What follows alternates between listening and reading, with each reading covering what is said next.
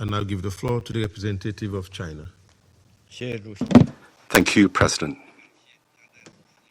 I thank Directors Gotoh and Wosornu for their briefings. At present, the Ukraine crisis continues to drag on, with ground combat operations still ongoing.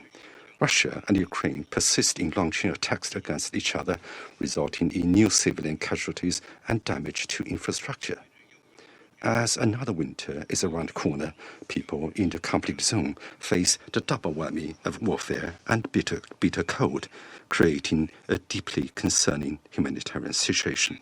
China once again calls on the parties to the conflict to exercise restraint, strictly comply with international humanitarian law, and effectively protect civilians and civilian infrastructure.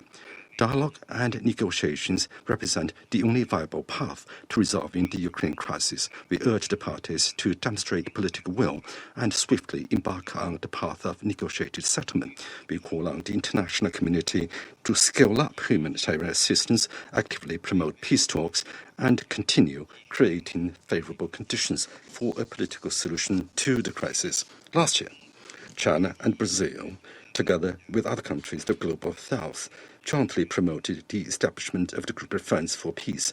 Recently, the group held another ambassadorial-level meeting and issued a statement at media stakeout, welcoming the recent engagement and talks held between the relevant parties and calling on all parties to seize the current opportunity and maintain the momentum of engagement and talks. The group advocates for de-escalation and preventing the escalation of hostilities. All parties should refrain from actions that exacerbate the conflict, including the proliferation of weapons to the parties involved.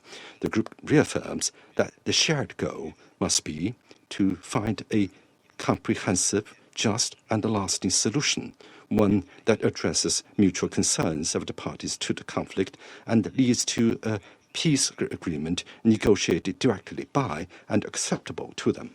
The group stands ready to support the next steps agreed by the relevant parties to the conflict. The UN has a role to play in fostering the diplomatic efforts and in the implementation of any peace agreement. The group calls on all parties to strictly comply with international humanitarian law and supports such humanitarian initiatives as exchange of prisoners of war. The group expresses deep concern over the negative impact of unilateral sanctions and stresses the importance of safeguarding countries' legitimate right to conduct normal international trade and economic cooperation. President, China's position on the Ukraine issue has been very clear and consistent.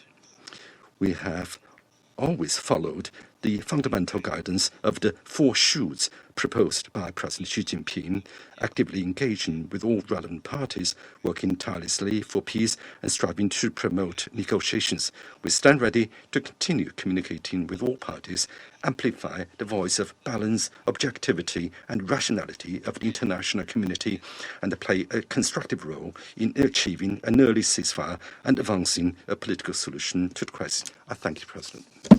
I thank the representative of China for the statement.